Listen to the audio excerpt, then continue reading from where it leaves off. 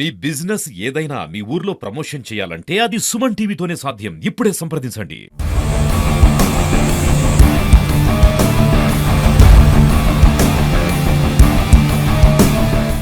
మీకు చిన్న కథ చెప్తా. మా ఇల్లు 3 కోట్లయింది. మాకున్న ఎకరం పొలం 30 కోట్ల నుంచి 40 కోట్లయింది. మా ఇంట్లో ఎవ్వరు ఫోన్ చూసినా ₹1,00,000 పైన ఉన్న ఐఫోనే.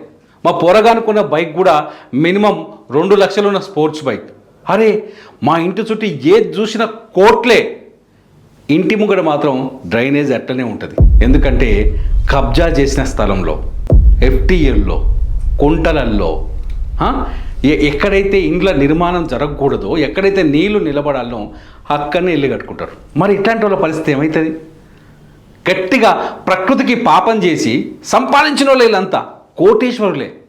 ఎవరైతే డబ్బులు కోట్లు ఉన్నాయో వాళ్ళే ఇట్లాంటి వాళ్ళంతా భూములను ఆక్రమించి, చెరువులను ఆక్రమించి, కుంటలను ఆక్రమించి, నాలాల్ని ఆక్రమించి ఇల్లు కట్టుకుంటే ఏమవుతుంది? ప్రకృతికి పాపం చేస్తే, ప్రకృతిని నాశనం చేస్తే ఊకుంటుందా? ప్రకృతి పగబడితే ఎట్లయితుందో తెలుసా? ఇట్లయితుంది. ఇక చూడురి, ఇవన్నీ విల్లాలే. ఈ విల్లాలు చూడండి, ఒక్కొక్క విల్లా 3 కోట్లు. చూస్తే ఇంటి ముంగట కాలువనే. నాగార్జున సాగర్ ఎడమ కాలువ దిగిపోతే నీళ్ళు ఎట్లున్నాయో ఈ కాలనీలు ఎట్లున్నాయో చూడండి. ఇవన్నీ ఏంటో తెలుసా? నాలాలు, చెరువులు, కుంటల్ని కబ్జా చేసి కట్టిన ఇండ్లు.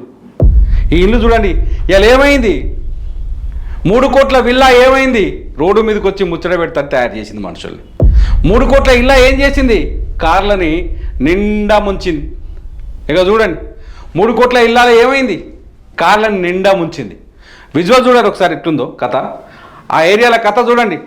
ఇది హైదరాబాదులోని మోకిలా దగ్గర పరిస్థితి. కోట్లు పెట్టుకున్నారు.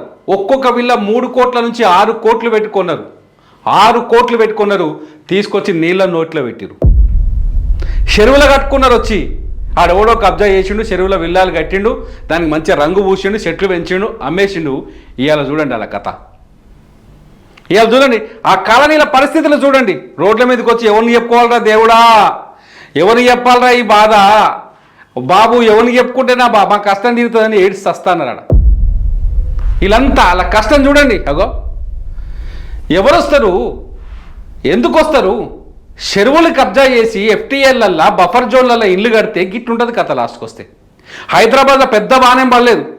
నిజం చెప్పాలంటే ఖమ్మంలోనో, వరంగల్లోనో, నల్గొండలోనో, సూర్యాపేటలోనో, విజయవాడలో పడ్డ వాన హైదరాబాద్లో వల్లే పడ్డది. చిన్న జల్లులే పడ్డాయి. ఎప్పుడు పడ్డా 2 నిమిషాలు, 3 నిమిషాలు, 4 నిమిషాలు జర గట్టిగా పడ్డది. ఆ వానకే చిన్న చినుకు పడితే విల్లాలు సముద్రాలు అవుతున్నాయి, కాలనీలు చెరువులు అవుతున్నాయి, రోడ్లు నదుల్లా మారుతున్నాయి. ఎందుకు? హైడ్రాకు సహాయం చేయండి. అలా హైడ్రా ఎందుకు వలగొడుతుంది? చెరువుల్లో కట్టుకున్న ఇండ్ల చుట్టూ ఎందుకు తిరుగుతుంది? ఎఫ్టీఎల్లో ఇండ్లకు మార్కులు ఎందుకు పెట్టిపోతుంది? ఎందుకు? ఎన్ని కోట్లు పెట్టుకొనుకుంటే ఏం లాభం? సుఖం లేని నిద్ర, సుఖం లేని ఇల్లు. ఎన్ని కోట్లు పెట్టుకుంటే ఏం లాభం? బురద మడుగులో కట్టుకున్న ఇల్లు. నీ ఇంటి ముందున్న డ్రైనేజీ గురించి నీకు తెలియదు, కానీ నీ ఇంటికి ధరేందో మాత్రం చాలా బాగా తెలుసు. హైదరాబాద్ శివారుల్లో దాదాపు ఎన్ని చెరువులు తెలుసా? 282 చెరువులు కనిపించకుండా పోయినాయి. అందులో ఇది కూడా ఒక చెరువే. ఇది మోకిలాలో ఒక కాలనీ. ఆ కాలనీ పేరు చెప్పడం నాకు ఇష్టం లేదు, ఎందుకంటే ఆ కాలనీలో అందరూ బాధపడతారు. ఆ కాలనీలో అందరూ నందిట్టుకుంటారు, ఎవడ్రా నువ్వు మా కాలనీ గురించి చెప్తున్నావు అని. నిజం, కానీ వాళ్ళు లోపల ఏడుస్తున్నారు. ఇగో ఎంత చక్కగా ఉన్నదో మీకు ఒక ఫోటో చూపిస్తాను నేను. ఇగో ఒక్కొక్క చెట్టు చూడురి. వామ్మో, ఈ చెట్లు చూడురి. ఇది ఫారెన్ నుంచి తెప్పించుకున్న చెట్లు. ఇవి లోకల్ చెట్లు కావి. మన దగ్గర ఏముంటాయి? చింత, మర్రి, ఆప, సీతాఫల చెట్లు ఉంటాయి. ఈ చెట్లు ఎక్కడికి వెళ్ళి ఫారెన్ నుంచి దిగుమతి చేసుకున్నారు. ఆ చెట్లను పెంచుకున్నారు, డిజైన్ తయారు చేసుకున్నారు, రోడ్లను తీసుకొచ్చి, కాళ్ళని తీసుకొచ్చి నీళ్ళలా కట్టుకున్నారు. ప్రకృతికి మోసం చేస్తే వదిలిపెట్టదు. ప్రకృతిని టచ్ చేస్తే పగ తీర్చుకుంటుంది. వైనాడులో రుజువైంది, కేరళలోని వైనాడులో రుజువైంది, ఇవాళ ఖమ్మంలో రుజువైంది. ఎందుకు 500 కార్లు 600 కార్లు మున్నేరు వాళ్ళు కొట్టుకుపోయినాయి? ఇది నేను ఏదో కామెంట్ చేయడం కోసం చెప్తలేను, మీకు అందరికీ అర్థం అవ్వాలనే ఉద్దేశంతో చెప్తున్నా. తెలంగాణనే కాదు, ఇది ఆంధ్రప్రదేశ్లో ఉన్న కూడా చెప్తున్నా. కబ్జాలు చేసి, ఆక్యుపై చేసి ఇల్లు కడితే మన జీవితాలు ఇలాగే ఉంటాయి. కోట్లు, వీళ్ళ దగ్గర కోట్లు ఉన్నాయి. ఒక్కొక్కరు 3 కోట్లు 6 కోట్లు పెట్టి కట్టిన ఇల్లు కొనుక్కున్నారు విల్లాలు, అద్భుతమైన ఇల్లులు. హైదరాబాద్కు దూరంగా ప్రకృతిలో హ్యాపీగా బతకాలని మోకిలా చాలా దూరం ఉంటుంది, ఆడ బతకాలని పోయి కనుక్కున్నారు, ఆడ కూడా పోయి షెర్లోనే పడ్డారు. అదేదో అంటారు తెలంగాణ సమత ఇంతెంత పోయి ఇంటే కదా వచ్చిందని చెప్పేసి, అట్లా ఉంది కథ. చూడండి, వీళ్ళందరూ ఎవ్వరు కోటీశ్వర్లు తక్కువ కాదండి బాబు. వాళ్ళ ఇంటికి పోతే ఆ కాలనీకి పోతే అన్ని బెంజ్ కార్లు, BMW కార్లు, పెద్ద పెద్ద కార్లు కనిపిస్తాయి, లగ్జరీ కార్లు కనిపిస్తాయి. కార్లు ఉంటే నీళ్ళలో మునిగిపోయినాయి కార్లు కూడా. చూసినా వెళ్దాక నేను ఫోటో చూపించిన. ప్రకృతిని మోసం చేస్తే, ప్రకృతిని చెరపడితే, ప్రకృతిని నాశనం చేస్తే పాపం తలగక తప్పదు. ఒక మనిషిని ముంచితే ఇంకో మనిషి ఆడు పగదీర్చుకోవడానికి టైం పడుతుందేమో, ఆడి కుటుంబం కొంత నాశనం అయితే, ప్రకృతిని ముంచితే మాత్రం మన నాశనం చేస్తుంది, వెంటనే నాశనం చేస్తుంది. ఎగ్జాంపుల్ ఇదే ఎగ్జాంపుల్, ఇంకా కొత్తది ఏం అక్కర్లేదు.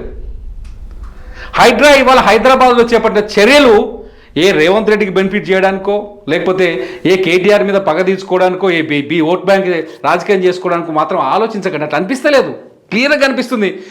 ఎక్కడైతే రేవంత్ రెడ్డి ఏదైతే హైడ్రా ఎక్కడైతే ఆపరేషన్ మొదలుపెట్టిందో, ఏబీ రంగనాథ్ ఎవరైతే హైడ్రా కమిషనర్ ఉన్నారో ఆయన లోతత్తు ప్రాంతాలని కాపాడాలని, కబ్జాకు గురైన చెరువుల్ని కాపాడాలని, FTLలో ఉన్న నిర్మాణాలను కూల్చేయాలంటే దాని మీద రాజకీయాలు చేయకండి.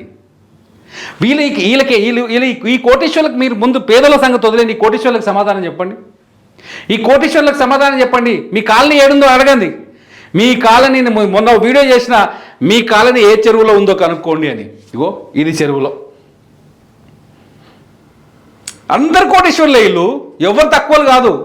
ఇక సెలవు ఉంది కాబట్టి షార్ట్లు వేసుకొని కనబడుతున్నారు, కానీ అందరు కోటీశ్వర్లే. సో ప్రకృతిని దెబ్బతీయడానికి ప్రయత్నిస్తే, అది పగ తీర్చుకోవడం మొదలు పెడితే ఇలా ఉంటుంది సిచ్యువేషన్.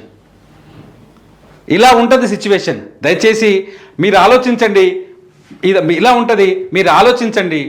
ప్రకృతిని దెబ్బతీయడానికి ప్రయత్నించకండి. ఇంటిని నిర్మించుకోవడానికి యోగ్యమైన స్థలం ఏందో మీరు తెలుసుకోండి. ఇల్లు కొనుక్కోవడానికి బ్యాంకు లోన్ ఎక్కడికి వెళ్ళి తీయాలో, ఏ బ్యాంకులో లోన్ తీయాలి, ఎంత వడ్డీకి లోన్ తీయాలి, ఎంత లోన్ తీసుకోవాలని ఎట్లా ఆలోచిస్తారో, ఏడ ఇల్లు కొనుక్కోవాలి, అది ఏ చెరువులో లేదు, ఆ ఇల్లున్న స్థలంలో నీళ్ళు వస్తాయా లేవా, అది FTLా, బఫర్ జోనా, అది కబ్జా చేసిన ల్యాండా, గవర్నమెంట్ ల్యాండ్ అని కూడా ఆలోచించండి. ఆలోచించకపోతే ఇటువంటి పరిస్థితి ఏర్పడుతుంది. ఇల్లు కొనుక్కునే వాళ్ళందరికీ నేను ఇచ్చే సలహా, సీరియస్లీ చెప్తున్నా, ఇది ఉచిత సలహా కాదు, చాలా కాస్ట్లీ సలహా. ఈ సలహాలు మీకు ఎవడివ్వడు. ఇల్లు కొనేటప్పుడు దాని SFT ఎంత, ఈస్ట్ ఎంత, ఈశాన్యం ఎంత, ఇవన్నీ చూస్తాం కదా, వాస్తు ఎట్లుందని. వాస్తవమేసో చూస్తే సరిపోదు. ఆ ల్యాండ్ ఎక్కడిది, అది FTLలో ఉందా, బఫర్ జోన్లో ఉందా, ప్రకృతిని దెబ్బతీస్తుందా, రేపు పొద్దుగాల ఆడ ఇల్లు కట్టుకుంటే మనకు ప్రశాంతంగా ఉంటామా, ఏ గవర్నమెంట్ సంగతి వదిలేయండి, మనం ఎంతవరకు సేఫ్గా ఉంటాం. ఇలా విల్లాలే పోయి నీళ్ళలో పడ్డాయి, 3 కోట్లు 4 కోట్ల రూపాయలు విలువ చేసే విల్లాల పోయి నీళ్ళలో పడ్డాయి. రేపు మీ పరిస్థితి ఏందో అర్థం చేసుకోండి ఒకసారి. మోకిలాలో ఇవాళ ఒక కాలనీ మోకాళ్ళ లోతు నీళ్లలో మునిగిపోయింది. ఒక్కొక్క ఇంటి ధర 3 కోట్ల నుంచి 6 కోట్లు ఉంది. మిత్రమా, ఆ విజువల్స్ ఇవి, నేను అవే చూపించాను, ఇప్పటిదాకా చూపించా. మోకిలాలో, హైదరాబాద్ మోకిలాలో పరిస్థితి ఇది. మీరు కబ్జా చేసినా, లేకపోతే మీ చెరువు చుట్టూ లేక్ వ్యూలో నివాసం ఉంటే మీ లేక్ వ్యూలు కూడా గింతే. గట్టి కొట్టుకపోతే వాయినార్ల కొండలు, గుట్టలు, ఊళ్ళు, మనుషులు కొట్టుకపోయినట్టు కొట్టుకపోతారు, గుర్తుపెట్టుకోరి. ఆ రోజులు వస్తాయి. ఖమ్మంలో ఇవాళ అదే జరిగింది. కాంక్రీట్ కట్టేసిన, సిమెంట్ గోడలు కట్టేసినాం కదా, ఏం జరుగుతుందిలే, మున్నేరు వాగు మమ్మల్ని ఏం చేస్తుందని ముంచెత్తింది. మున్నేరు వాగు మమ్మల్ని ఏం చేస్తుందిలే అని సవాల్ చేస్తే అది ఇలా ముంచెత్తింది, ఖమ్మంని అతలాకుతలం చేసింది, వణికిస్తోంది. డిఫెన్స్, మీ ప్రాంతంలో హైడ్రాని సపోర్ట్ చేయండి. ఆక్రమణల్ని ఎవరైతే కూలగొడుతున్నారో, ఆక్రమిత ప్రాంతాల్లో నివాసాలు ఏర్పాటు చేస్తున్నారో వాళ్ళకి సపోర్ట్ చేయండి అనేది నా సలహా. మరి మీరేమంటారు? మీ కామెంట్ రూపంలో నాకు తెలియజేయండి. చూస్తూనే ఉండండి సుమన్ టీవీ.